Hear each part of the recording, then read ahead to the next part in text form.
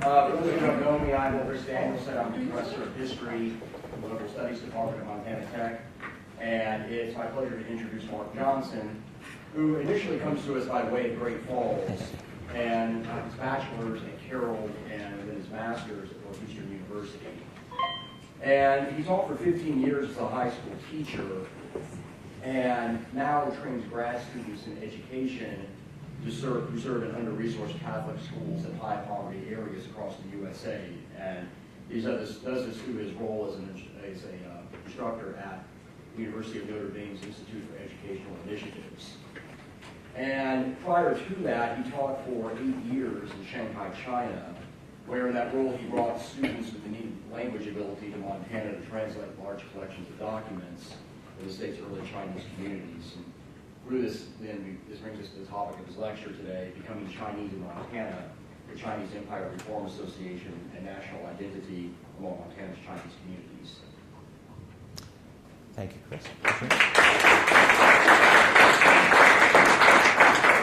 Thank you very much. First of all, I just want to thank Montana Tech, Dean Hartline, Dr. Chris Danielson, Paige Payne. The welcome that they've given has been tremendous. Their hospitality, their graciousness has just reaffirmed the strong reputation that the university has. So I'm very pleased to be here. And I wouldn't be out here without the help of the Maywa Society and Dick Gibson and Pat Monday and David Stonehawker. And I've always been such a fan of the Maywa Society, the building that has preserved Montana's Chinese history and allows us to do things like this. I visited there again this afternoon. I've been there many, many times. If you haven't been there, I highly recommend it. It's a wonderful place, and they tell an important part of our state's history, and they tell it very well. And I'm very pleased to see Hal Waldrop here. He's the reason that I got back into the Chinese history of Montana, because his heroic work in the 90s to save these documents when the Maywa Society building was crumbling and they were in danger, he got the documents transferred up to the Montana Historical Society, where I literally stumbled across them several years ago, and then began trying to unwrap the Chinese history of Montana with my role teaching in China, my home base here in Montana, so trying to marry my two passions there. So I'm so pleased to see such a big turnout, especially on such a beautiful afternoon. I mean, to come in and sit and listen to an hour-long history lecture. Thank you. I'm very excited about it. Now, the title is intended to be kind of intriguing, Becoming Chinese in Montana. Weren't they already Chinese when they got here? Well, that's my assertion, is that something happened here in the territory and in the state of Montana that changed these Chinese immigrants. So we'll be looking at that quite a bit. Political activism in Montana's Chinese community. Now, when I normally give this talk, my audiences don't know a whole lot about Montana's Chinese past. For this audience, that's not the case.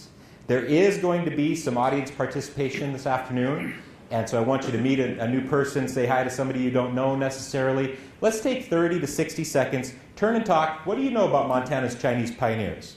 Why'd they come here? What did they do? What were their lives like? 30 seconds, make a new friend, say hi, and talk about Montana's Chinese pioneers.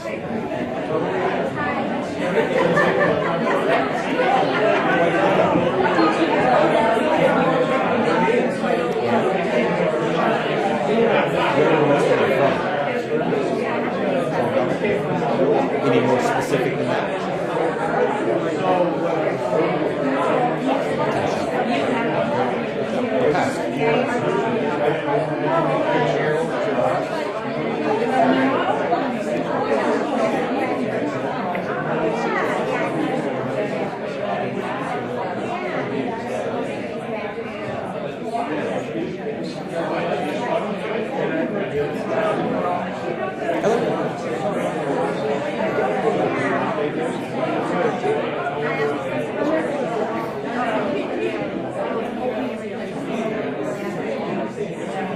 Take 5, 4, 3, 2. All right, coming on back. Now, some people in this audience, I know that some people in this audience could get up here and give this talk better than I'm going to give it. Dick Gibson and others know Montana's Chinese history very, very well. So if I ask them, what do you know about Montana's Chinese pioneers, we'll be here until next May 4th, right? So let's, if you just kind of know some of the basics. Why did they come? Shout it out. Gold. Railroad, gold, so mining and railroads, definitely. definitely, although those jobs dried up and there were some regulations put on them where they were excluded from those jobs after a while. So they did come for financial benefit. Okay. How were they treated here in Montana? Yeah, you know, it's interesting. We'll look at it across the rest of the West. There was a lot more violence that befell the Chinese settlers of the American West than there was here in Montana. Not that they were necessarily treated terribly well, but it was a hard life. It was a hard life. Where in China did they come from? Taishan. Very good, very good. A lot of times we just hear Guangdong or Guangzhou, even more specific, a small province called Taishan. The vast majority of the Chinese who came in the mid to late 19th century came from this small area of Taishan. Okay, so thank you very much for answering. And we'll look at more and more of that. One way that I tried to dig into this story is, okay, there's official records. If people are here in the territory of Montana at that time, we know there's a census. The first territorial census was in 1870. So if I could get my hands on the census, what's it going to tell us? Names, gender, age, where they're from, if they read English. Maybe we can start to see some patterns there. So I got my hands on the 1870 territorial census, and this is what it showed us.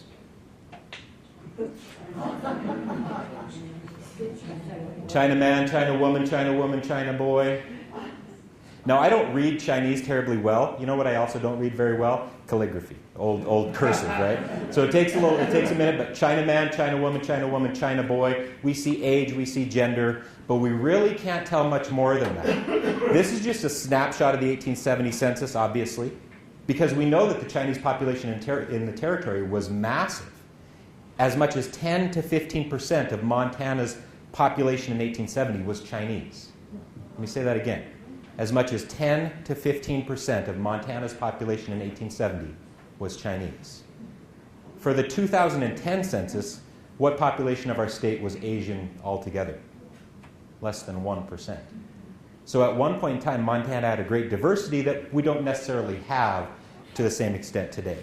I got my hands on that and I thought, oh, dead end. We can't find out any more than that. And I think a lot of researchers, a lot of historians, a lot of teachers have stopped there. And what they say is this next line. That the traces of the culture have disappeared and their stories have been obscured in myth and legend. They've been lost to the mists of history. That's not good enough for me. That's not good enough. To say that there were some Chinese people here, they left some stuff behind, and let's look at that stuff. No, I want to know his hopes and dreams. I want to know what he thinks, what he dreams of, how he's going to attempt to enact those dreams, what challenges he faces. I want to know what his life was like. And this, shrouded in the mists of history, isn't good enough for me.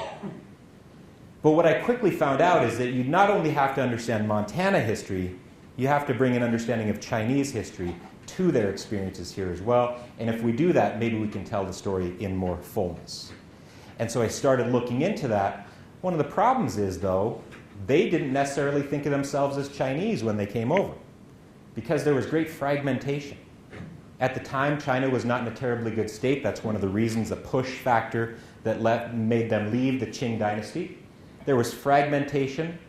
These Chinese men, mostly men, who came to Montana would have identified first by family, next by clan, and there were linguistic differences that were separating them.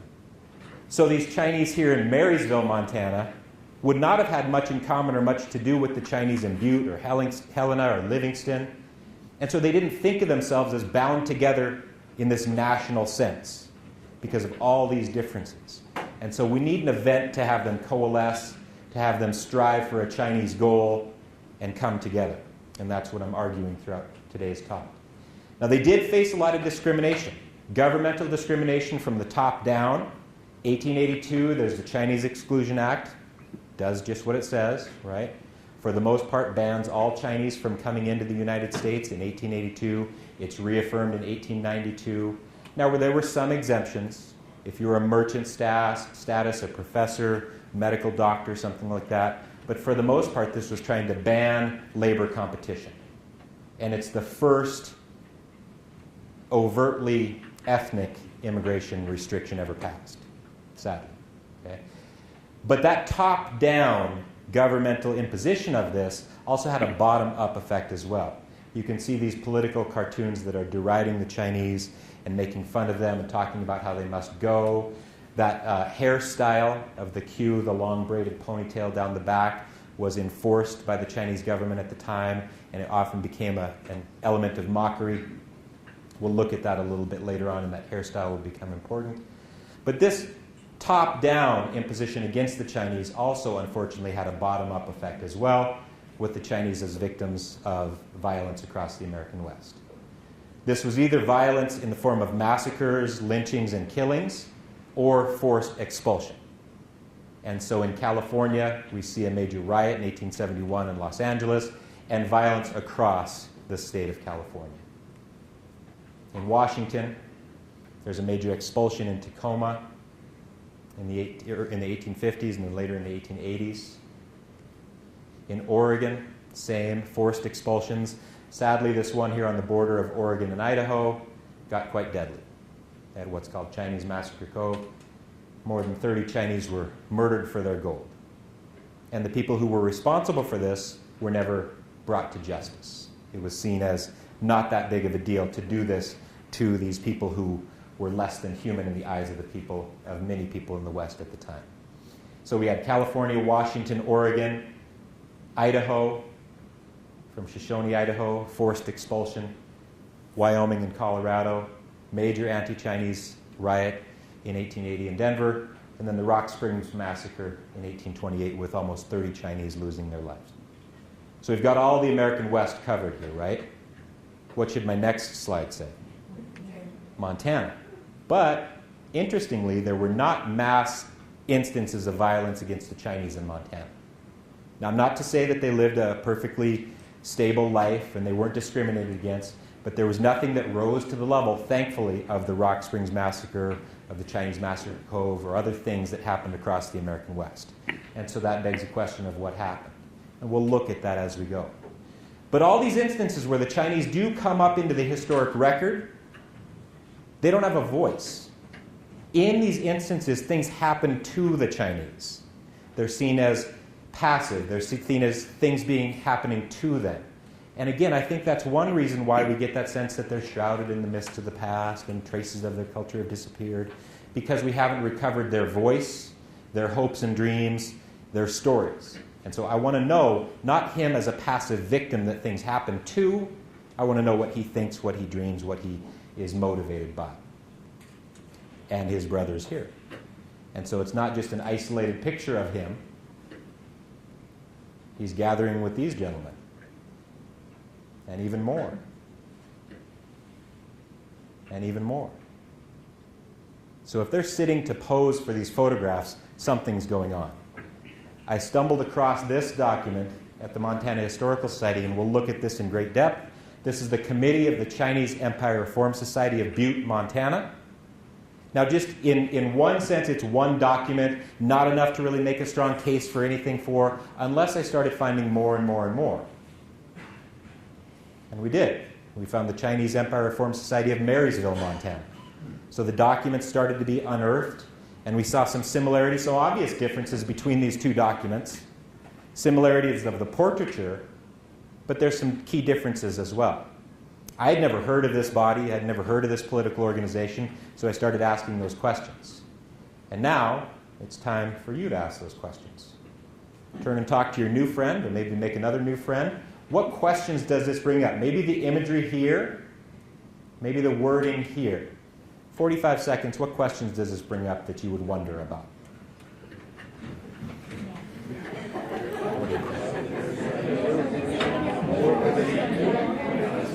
Great question. Great question.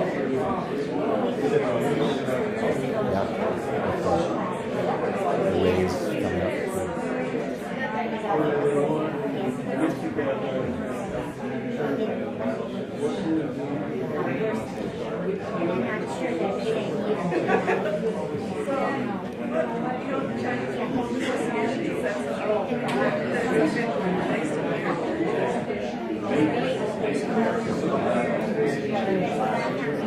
That's okay.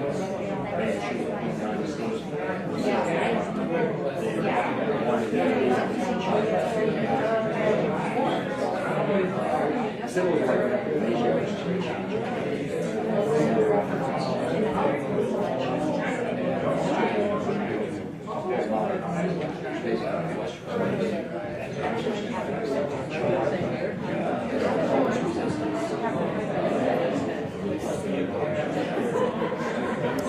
Tibet would have come in 1952 and taken over.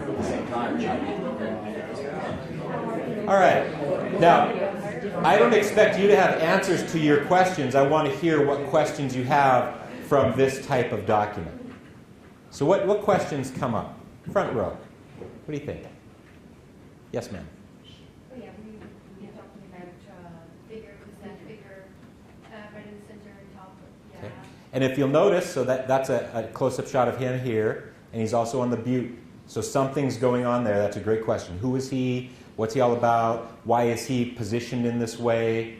You mentioned that there's almost a godlike quality to it. Great questions that come up there. What other questions do these images on the screen bring up?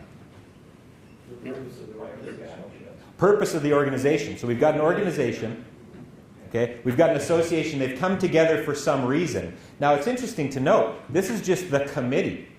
Maybe there's more of them out there. This is maybe just the organizing committee. Or something. I mean, we're at a college. We have a bunch of committees around, right? These are the decision makers. Do they speak for others in the Chinese community? So what is the purpose of this? And let's break down those words, David. Purpose of this, that reform. That brings up some key questions. Reform what? From what to what? Chris? The battleship suggests they probably want to modernize the military along the lines of what Japan had done. I'm sure those of you who've been to Marysville, Montana know that it's a great deep water port. No, it's up in the mountains. And so having these battleships there, Chris is exactly right. Something is going on there. Chris is right. They want to modernize. They want to westernize. They're not saying we need these battleships in Marysville, Montana. So it's not about Marysville, Montana. It's about this aspect, Chinese Empire. What do we mean by that? We know it's the Qing dynasty at this point in time. They don't know it, but this is going to be the last Chinese dynasty, right? So they're working for some aspect of all of this. They're gathered together. Now, are these mugshots taken against their will? No, portraits, and very intentionally staged, showing some agency, showing some choice, showing how they want to depict themselves. Great question. You've all got a lot of great thoughts on that. Let's get into it a little bit now. First, your question about who that gentleman is.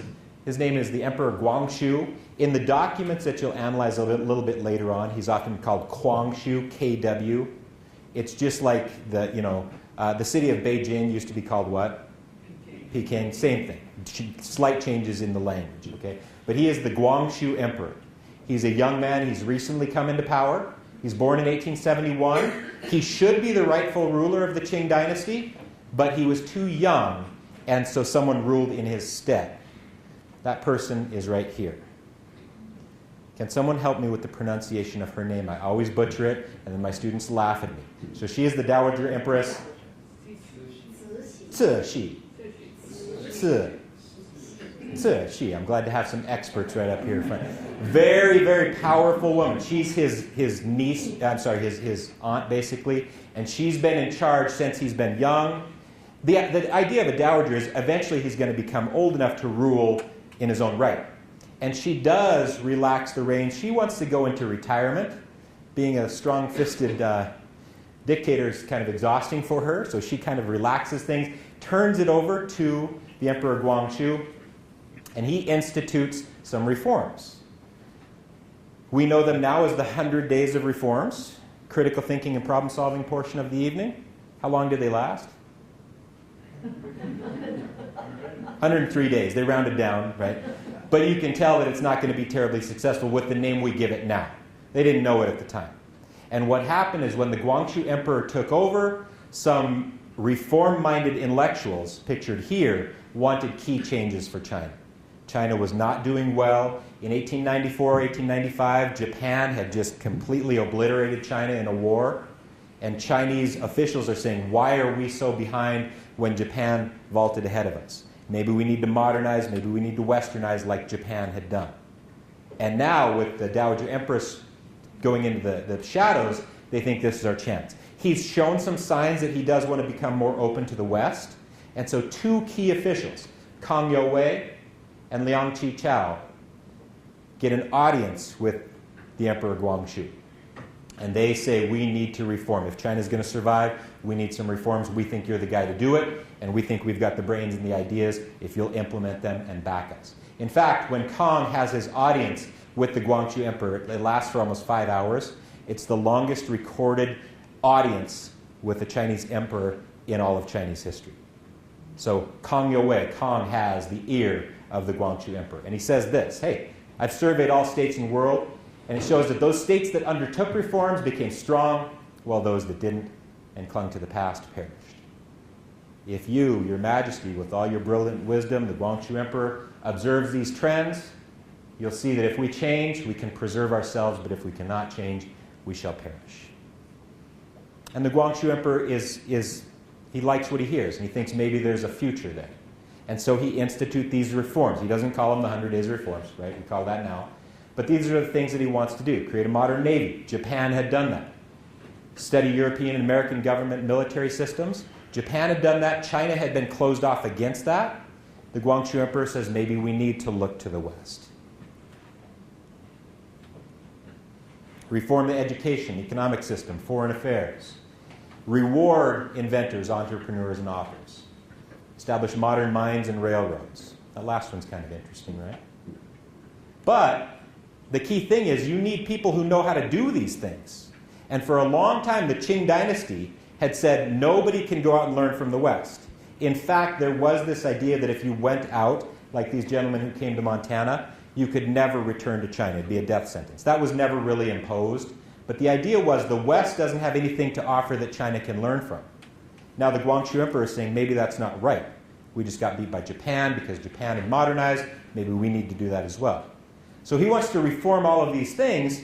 Well, one of the reformers, Tan Tong, says, hey, we don't have people who can do this because of your policies. In China during the last several decades, where have we had a genuine understanding of foreign cultures?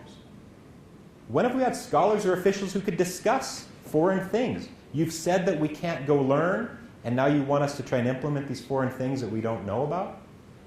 If we had been able to discuss foreign matters, we wouldn't have had the incident of the defeat by Japan in 1894-95 that we had had. You've never dreamed of or seen the beauty and perfection of the Western legal systems and political institutions. All that you speak of are the branches and foliage of foreign matters, not the actual roots, the deep understanding of these things. So Tan Tong is alongside Kang Youwei and Liang Qichao saying, yes, we need to modernize, but you put us in a position where we can't do this. Okay? Anybody think of someone who might not like these modernizing efforts and might want to try and retake the reins of control and keep China conservative? The decision makers there. Yeah, people who had a vested interest to lose by this, certain classes of people who were invested in the military, the educational system, and the Dowager Empress. She says, all right, I guess I got to come out of retirement. We can't go this way. We can't go to the West. That's totally against what I stand for and what my family should stand for. She retakes control, and she has executed all of the reformers she can get her hands on. These 6 leaders, and here's Tan Tong, the guy who said, we don't understand foreign things, they get captured and they get beheaded. Tan Tong actually is not beheaded immediately.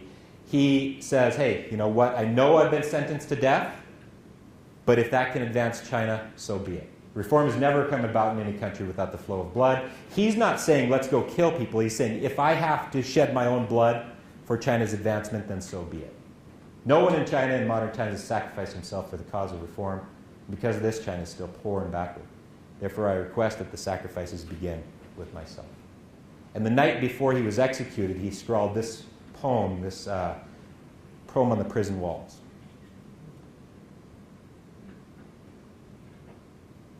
Now, knowing American history, does that sound like anybody from the Revolutionary War? Saying, I regret that I have but one life to give for my country? It also sounds like it's pretty much what John Brown said, too. Yeah. It's a noble thing to sacrifice yourself for this cause, is what Tan Tong was saying.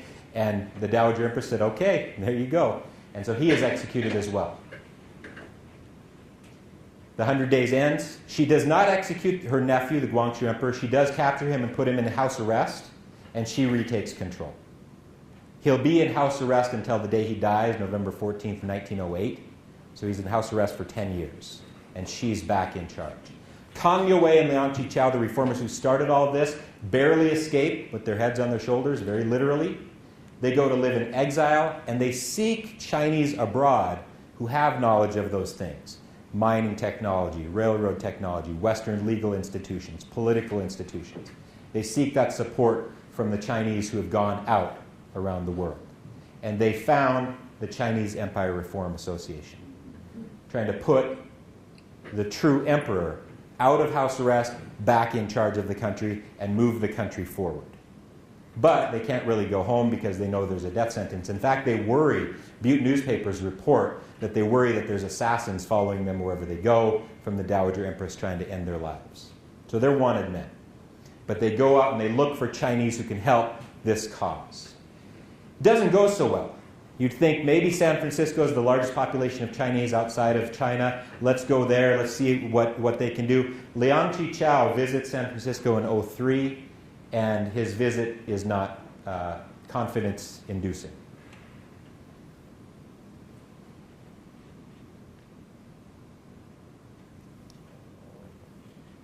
So that fragmentation. They're not bound together as Chinese. They're clannish. They're family-oriented. They're too isolated and not thinking in a big national sense. So Liang Qichao should get that support from the San Francisco Chinese community, and it doesn't go very well. But he continues his travels. He visits Montana.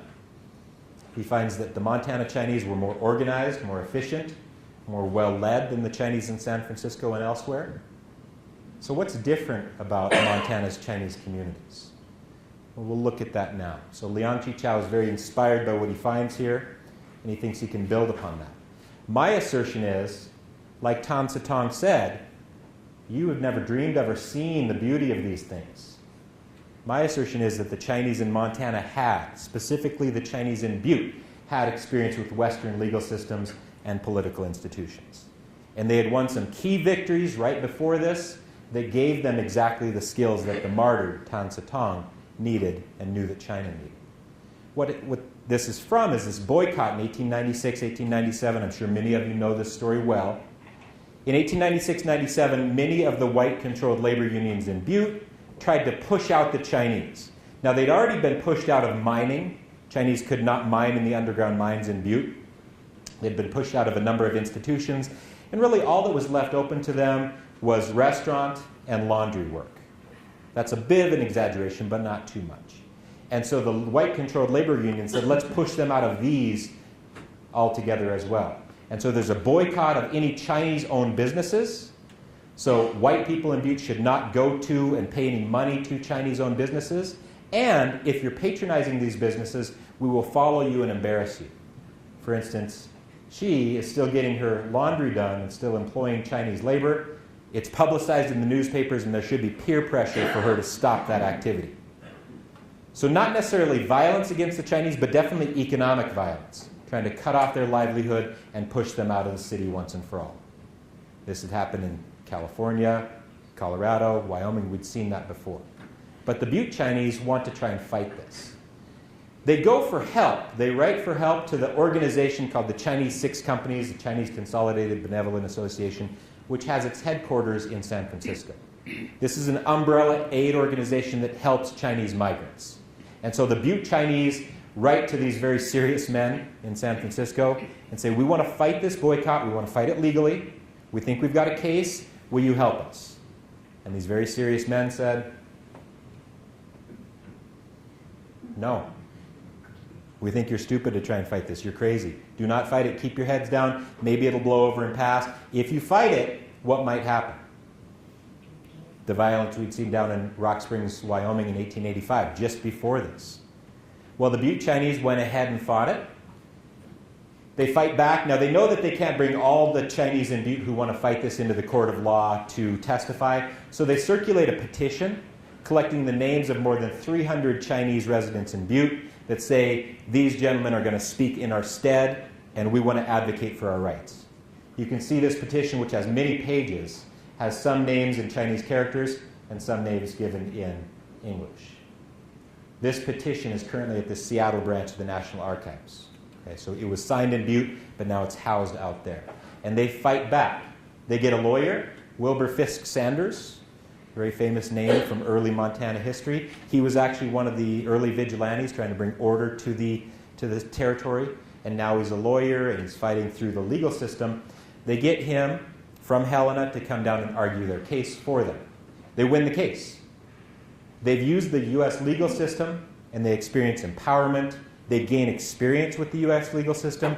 It's not a huge monetary victory. In fact, it's dragged out in courts up until the early 1900s from the victory in 1897. So it's not a major monetary boom, but it's the idea of using the legal systems, using the 14th Amendment, equal protection under the law. 14th Amendment doesn't say anything about protecting citizens because the Chinese couldn't become citizens. It says protecting persons. Well, they definitely are that. So they've used the legal system. They've won this key battle. When it's reported back to their bosses in San Francisco, their tune has changed. But that's also what Liang Qichao and Kang Youwei found when they came here to Butte and when they came here to Montana. They found empowerment. When they come, these are the most brilliant Chinese scholars at the time. Some would argue that Kang Youwei is maybe one of the most brilliant Chinese scholars of all time. So they don't bring enlightenment to Montana's Chinese community. I think that's probably what they thought. They thought, we're coming here and we're going to teach you. Instead, they find empowerment amongst Butte's Chinese, Helena's Chinese, Livingston's Chinese, and they gain exactly what they didn't even know they were looking for. And what they find, and what these gentlemen in Marysville and Butte and elsewhere, they know that if China becomes stronger, they will have more protection here in the American West. Because in that 1896-97 boycott, there also was a movement to boycott Japanese residents in Butte as well. Well, the Japanese diplomats in the United States wrote a strongly worded letter saying, hey, leave our citizens alone. And Japan had a strong enough military to kind of have some force behind that threat, and the threats against the Japanese subsided. The Chinese see that and they think, okay, we need a strong enough military. I don't know if they really cared too much about the Guangxu Emperor, but they cared about China being stronger so they would be protected. And that's what they see as this vehicle of the Chinese Empire Reform Association. Okay. And so they not only pose for pictures and things of that nature, they become incorporated entities. They file documents with the Montana Secretary of State to incorporate. This is a newspaper article from Helena talking about that moment when they filed these documents. And again, that's using the Western legal system, the Western political institutions. That's not standing up, clenching your fist, and striking back in a political and economic way. So they file these documents with the Secretary of State. Helena's branch becomes incorporated, as does the branch in Butte. Incorporated entities, official recognition. And it's early. This is June 1901. Liang Qichao won't visit Montana until 1903. So it's not his guidance coming saying, hey, do this and here's how to do it. Here is it's almost word for word, the Helena branch and the Butte branch, the articles of incorporation for that. Notice the text at the bottom in red. There will be an audience participation portion. And I'd like you to view the documents that I give you through this lens of the articles of incorporation. So they say, okay, the purpose of our corporation, encouraging the general education of the Chinese people in the principles of the U.S. Constitution and laws, in the arts and sciences with a view to the adoption of leading improvements, to bring about the amelioration, great word, of the Chinese people and secure them the advantages of freer diffusion of useful knowledge, and generally to promote reforms in the customs and habits of the Chinese people. Does it say anything about getting the emperor out of house arrest and back in charge? No. I don't think that they cared about that much, but they saw this as a way to gain empowerment, a way to build upon the useful skills that they had acquired, and to give themselves more protection in the American West. So this document is the Helena branch, and it's word for word with the Butte branch, which also shows that they're combining efforts more and more. Okay? Here's the original, well, before I get to that. This article, which reports the incorporation in June 1901, was not totally praiseworthy. It also had this political cartoon which mocks the Chinese as being addicted to gambling, addicted to opium. You'll notice that it's, again, mocking the Q, the long braid of hair down the back. Not a very good depiction of them in the same article that talked about this legal victory. The article goes on to talk about, the Chinese in Helena are strong. You want to know how strong they are? If you stand on the corner just by Chinatown, boy, you can tell how strong they are. If you haven't tasted of Henry Zayas's whiskey, so you still have your faculties about you, you can tell how strong Chinatown is. So it's definitely got some racist undertones, and not even undertones, some racist statements. So they definitely were up against some opposition here. Didn't really matter to them, though. They go through the system, they become an incorporated entity. Here's the original document of the Helena branch. And you can see that some of them signed in English, some of them signed with Chinese characters. And I've looked, and I know a lot of these family names as I was doing my research, but one came up that I had never heard of before. Witness to the mark of the Chinese signature of Wang. Gong He. Never heard of him before, so I started doing a little bit of research. And what I found about him, I think, is a perfect example of how these efforts of the Chinese Empire Reform Association show exactly what their goals were. Here's Gong He. He's from Portland, Oregon. He visits Montana in 1901. I think he might have brought a draft of the Articles of Incorporation with him that they then copied and distributed. But a little bit about Gong He. First of all, does that look like these gentlemen here who are depicted in a mocking sense? Does he look proud, intelligent, capable of deep thought? Yeah. He's a self-taught electrician. He actually writes an electrical manual in Chinese based on what he learned about electricity here in the United States. When he travels with the Chinese diplomats from Portland to Minneapolis, they travel through Yellowstone National Park, and he writes a history of Yellowstone National Park in Chinese. I've seen references to this in the newspapers at the time. I've never actually seen the book. I think it maybe has been lost to history, sadly. But he eventually decides, I want to return to Guangzhou, to my hometown of Guangzhou, and he states exactly why he wants to do this, to teach my countrymen about what they ought to know about electrical lighting and do my part in awakening China. Now, he's from Portland, but I think these gentlemen would probably say something of the same thing. Okay? This document was unearthed in 1907 in a dig here just across the street from the Meiwa Museum by Mitzi Rossalon. Okay? And it's a small medallion unearthed in 1907. Do we know this gentleman? The Guangxu Emperor, Chinese Empire Reform Association. We've got the flag of the Qing Dynasty and the flag of the Chinese Empire Reform Association. So literally dug up from the streets of Butte and now be able to be made sense with more of the work that we're doing here. Okay? I saw this in person as David took me around the Meiwa today. It's very exciting for me. Here's a picture of Kang Youwei, again, maybe one of the most brilliant Chinese scholars to ever live. When he came through Butte in 1905, he went on a mine tour. It wasn't the World Museum of Mining down here, just down the street, which I highly recommend. They went to the original mine with the Ben-Hur Company. That was a play that was being put on in 1905 with a fully functioning kind of mechanical, you know the horse, the chariot scene in Ben-Hur, right? They recreated that on the stage for this play in 1905. So all of these guys are players with the Ben-Hur Company play. I don't think they have any understanding of what's going on with these Chinese diplomats swinging through to meet with their countrymen. And so when Liang Qichao, when Liang and Kang visit in 1903, 1905, they don't bring empowerment and innovation, they find it.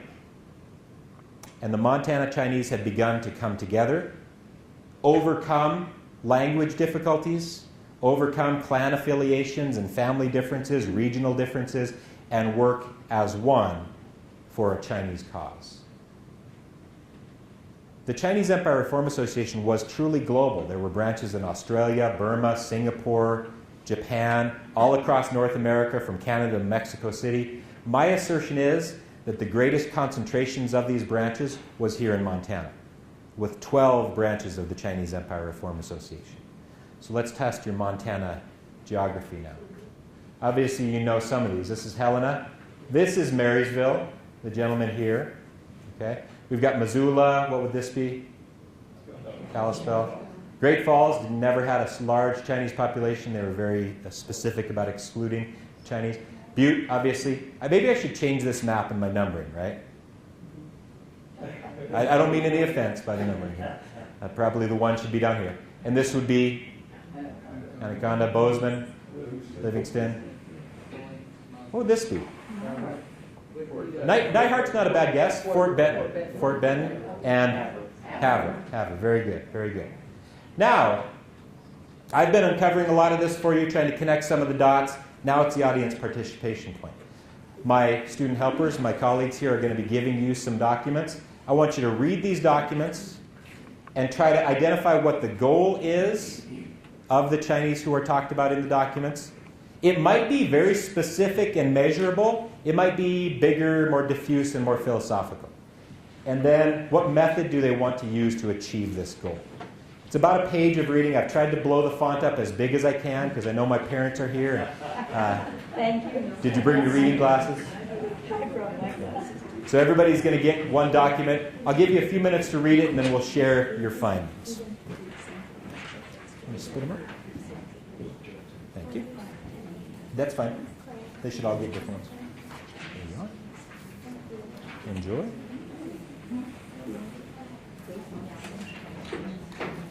I'll give you a Billings one.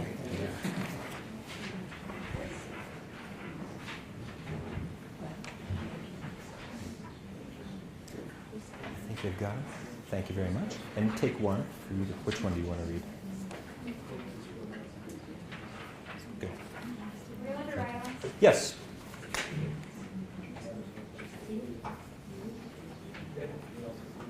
Yeah, they are different. If you look at your neighbor, you likely would have a different one. That's intentional.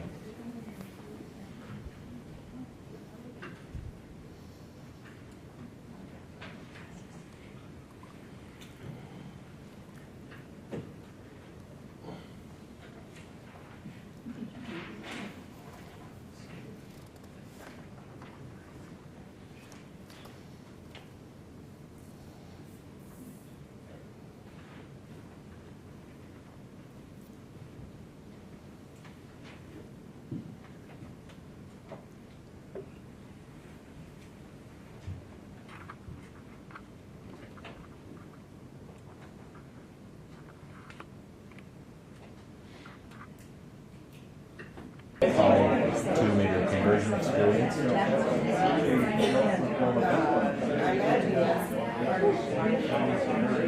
So the Reverend and his wife want something. The Chinese want something. I think the Chinese want to learn to read and write. If it's reading and writing the Bible, great. Yeah. I'm going to come to you to explain the building situation. And you are? Thank you.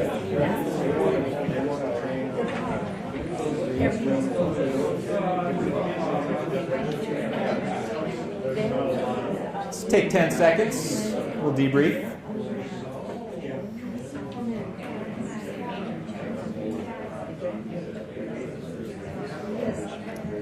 Okay. So we had a number of articles from Butte. We had a couple of articles from Billings and things like that. I just want to pick apart a couple of things. Anything of those Butte articles surprise you? Yes, ma'am. I have the one from 1901, the Montana Standard, and right in it says that their prime object is to oust the Dowager Empress and restore the young emperor. Yeah. And I thought it was interesting because, like you said, none of their documents for their society actually said that that was their goal, but they're just looking at what China's doing now and making that assumption. And he is on these documents, but those documents they issued with the Montana state, I don't think the Montana state would have known. Chinese emperor, what are we even talking about? Right. But when they are asked for a newspaper interview, they do say that is our primary goal. For the Butte examples, anything surprise you that they were doing? Chris? Well, they formed themselves into basically a military organization. Yeah, they've got guns. Yeah. They formed a military organization. If you didn't have one of those articles, they literally have militarized. They've got old Rifles probably from the Spanish-American War that just ended in 1898-99. They've got some of those. They've actually conscripted some American veterans of the Spanish-American War to help train them. They're running their tactics and drills. They're drilling. They're target practicing. They're armed in the streets of Butte in 1905. In 1896-97, they'd been, there was the attempt to push them out. Now they're armed. Are they armed to do any violence against people in Montana? No. It's with the goal of going back to China and reinstalling the Guangxu Emperor. But that's a bold move, isn't it? To be target practicing and marching and drilling and training. And it says they even do their drills and their instructions in English. And it's pretty darn good. Yeah. Chris? What I find kind of remarkable about that is that it didn't invite violence from the white people in there, because my area of studies the civil rights movement. Anytime black men in the South got guns together, white people usually came down on them very violently. We saw like in Elaine, Arkansas, when the sharecroppers in 1919 in Arkansas also.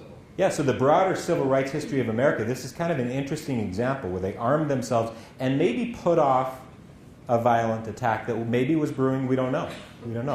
But they're armed, they're practicing, they're drilling. Bev? So I have a 1901 one from Anaconda, and it mentions that they're doing things in schools in Japan. Yeah. Which, given what's happening, what has happened recently in the world, I'm a little bit wondering, and it sounds like they're thinking of educating the people. I mean, it's obviously much closer to China than Butte is. Do you mean what's happened recently in the world, like current tensions between China and Japan? The ones at that time. At that time? That's a great point. Japan had just defeated China, but some in China actually then wanted to go to Japan and learn from that example. Right, but then there are these schools for the furtherance of the movement. Yeah. But I mean, that wasn't at all in her thing about Billings. Yeah, there's a lot of these different examples. So there's education. Raise your hand if one of your articles dealt with education. Good. Okay. Military. Raise your hand if it dealt with military. Good. Now, education specifically. Who had the Billings article? Okay. Can you share some details about what that Billings article talked about? Yeah, well, they were after the same goal of reform, but they were going about it just learning Western civilization and Western ways through education. And who's their partner in Billings? Yeah, they're partnering with, it's the First Baptist Church, Reverend and Mrs. Remington. Okay. And it sounds like they're really all for helping with this, but they're also teaching the Bible, and they must have a goal to convert.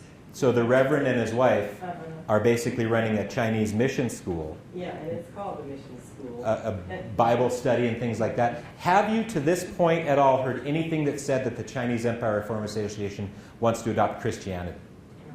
And so what do you think of the Billings Chinese going to this Bible study and yet still being in the Chinese Empire Reform Association? Make sense of that for me.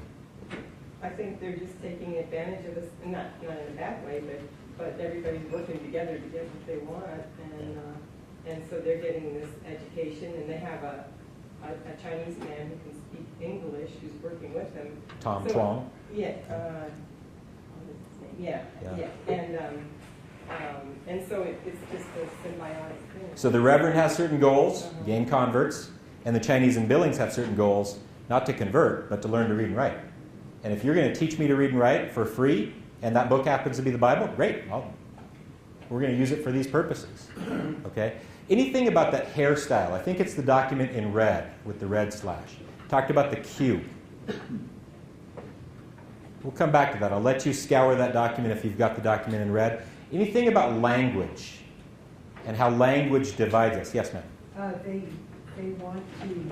They said there's so many dialects in China. They want to all make it all common so they can talk to each other and bring China together. Great. They don't mention assimilating into our society at all. That's a good point. They're all there just for China. Yeah. And for most of the Chinese who came to America, their goal was never to stay here. It was to return to China with an elevated status. Okay. But that issue about the dialects, and do away with the dialect so that we all speak the same language of Chinese and we can be bound together as Chinese, not different dialects that are separated and not able to work together for a common cause. I think that's a great point. Now that red document, anybody get that sense of the Q? They spell it Q-U-E in that red document. Can you see it? It says that Q. David? Do you have that? Yeah, it says, prior to it, my research, Chinese did not wear the Q. Their hairs weren't as that of Americans. But the interiors could help them to grow it. And that's what you put for not only family. So this is the Q. So it's got the long ponytail down the back, and you can't see that on this gentleman here. But he's on our Butte Chinese Empire Reform Association. Okay. It's not only that you had to have that long ponytail, but you had to shave your head here from about the middle of your head down to the forehead. And so his hair would have been shaved here, and we can guarantee that he's got the long ponytail running down the back. That wasn't by choice.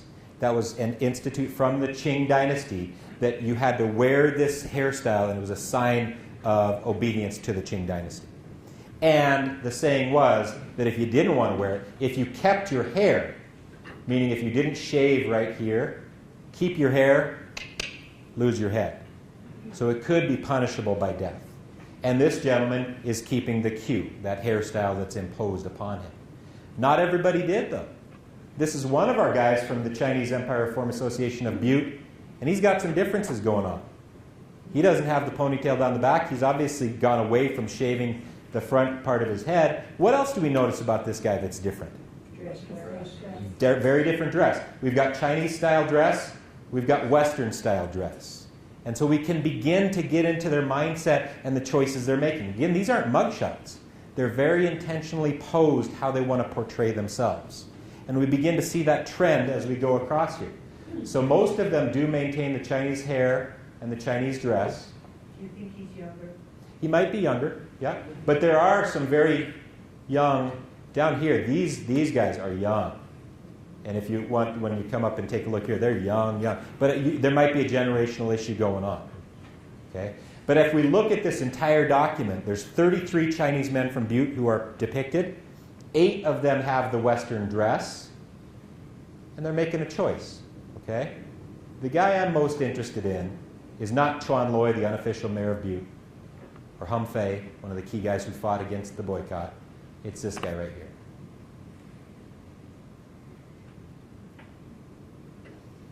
Why am I interested in him? Western dress. He's got the hairstyle, but let's linger there a little bit. Chris? It's growing back in. He is not shaved for, I don't know, a week, 2 weeks. So we catch him in that moment of transformation. He's the only one of these guys who has Western dress but still has a remnant of the Chinese hairstyle. Most of the other ones have gone fully Western hair, Western dress. He's in that moment of transformation. And that's a very intentional choice that he's making. Okay? What else do we notice? Bev? The people from Maryville, Yep. some of them are wearing hats. Yep. None of the people from Butte are wearing hats. I think this shows just the differences in the communities. Some of them are wearing Chinese hats, some of them are wearing, Montana Western hats.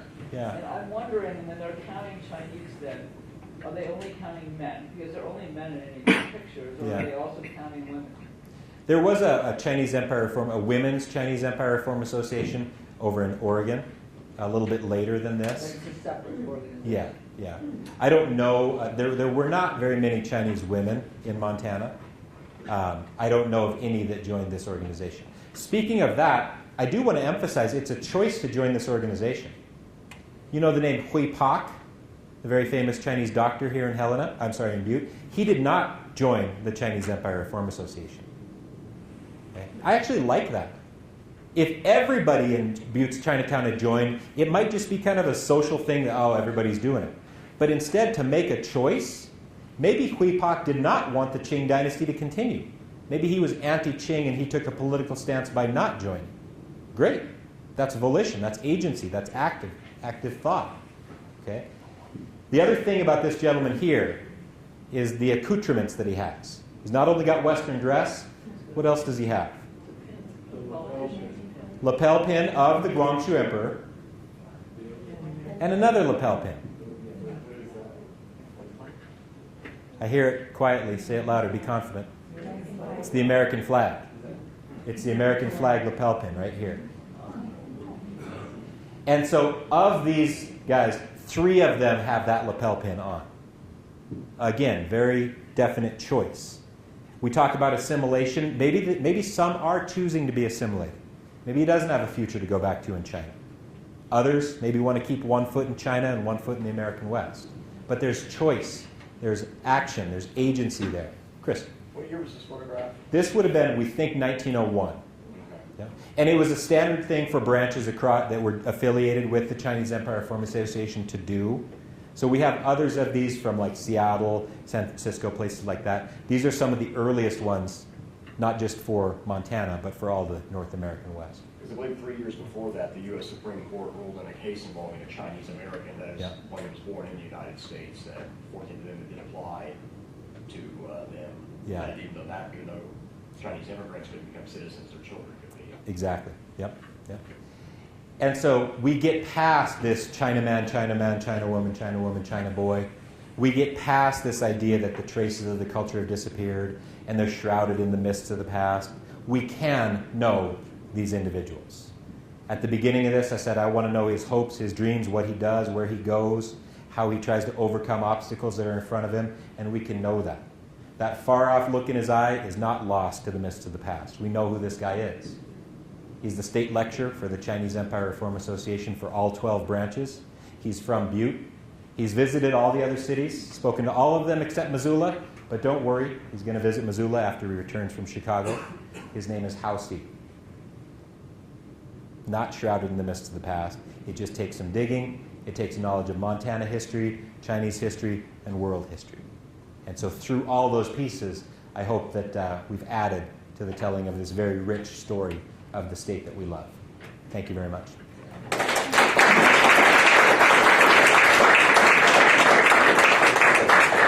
I know some people might need to leave. If you want to stay and have questions, that's fine with me. If you have to step out, I won't take offense.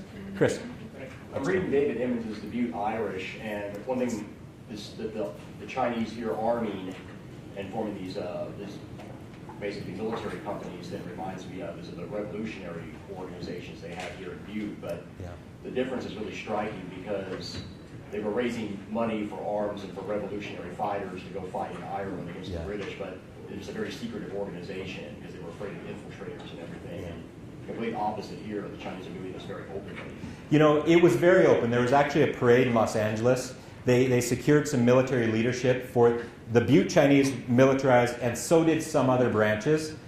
But I think many in the American press and the American government didn't take it very seriously. And I'll show you one reason why that might be the case. The guy that they got to be in charge of things is this guy, Homer Lee. He's just over 5 feet tall. He's disabled. He's hunchback. He's a brilliant mind, brilliant military mind, but never served in the military because of his physical disabilities. He convinced Kong and Liang and the others that he was a brilliant enough mind to lead the Chinese Empire Reform Association. He also maybe hinted that he was related to another famous Lee. His name's pronounced Lee, even though it's L-E-A. Robert E. Lee. He wasn't, but that name carried weight. So he was put in charge of their military efforts, and I think it just kind of had an air of misadventure. It never really seemed realistic, whereas maybe the Irish militarism that you're talking about maybe seemed more tangible and realistic. Yeah. I would be guessing the Irish organizations were probably more secretive to avoid any pressure from the U.S. government because they operated too openly. The British government would lodge complaints. And so I think the Chinese here in Butte, I don't think they ever realistically thought these rifles were going to take them back to China and fire them against the Dowager Empress.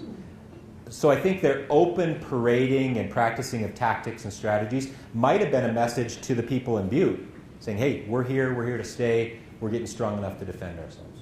And so they wouldn't have wanted that secrecy. So what happened to the Chinese population? Did they all go back to China? What? Well, one of the facts of the matter was most were men, and so having families to continue the population here just wasn't a possibility. By about the 1930s and 40s, most had left or passed on. Many of them are interred at Mount Moriah Cemetery here in Butte. Some of them went to Seattle, some of them went to San Francisco, to New York, and points elsewhere. Yeah. So Tong Xiaoyi was the first premier. of China. He got his education in the United States, not in Montana. I think, back east, Illinois, I don't know, farther back east. He was during this period, he must have been in the United States as a child or teenager or something. Then he did go back to China. I don't know if it was 1911, 1908, somewhere in the early, and he was the first premier, and then he got shot by somebody else later, which kind of ended his. Sun Yat-sen, who I noticed you had, at least somewhere in your things, was one of his advisors. This is my recollection from being in some museums there. So what was going on with him? Or how many people came from China to be educated in the United States? They probably didn't come to be educated in Montana. They were doing something different. There was a program out east. The system was pretty weak. Yeah. There was a program out east, and most of the Chinese who were brought over were scholarly officials' sons. I think Yale and places around that area in the Northeast educated many Chinese. We're talking like 1860s and 70s. And then many did return, and they tried this movement called the self-strengthening movement. So they didn't wholeheartedly adopt Western ideas and technologies. They tried to pick and choose and still do it kind of with Chinese characteristics. But in 1894-95, when the Japanese War happened, they found that the self-strengthening movement just hadn't worked. But you bring us to an interesting point. Sun Yat-sen, when you mentioned the collapse of the Qing dynasty in 1910, 1911, he then becomes a major leader in the new China, in the Republic of China. But when the Qing dynasty collapsed, he wasn't in China. He was in Denver. And the reason he was in Denver, he was trying to raise funds from the overseas Chinese. Here's a map of where Sun Yat-sen went. Do you notice where he avoids that has a large Chinese population? Montana. Butte had the largest Chinese population in the Rocky Mountain West. Okay? And Sun Yat-sen intentionally avoids this area. My assertion is these guys want to put the emperor back in place. Want the Qing dynasty to continue, maybe a constitutional monarchy, but a continuation of the Qing dynasty. Sun Yat-sen was anti-Qing. He wanted the destruction of the Qing dynasty.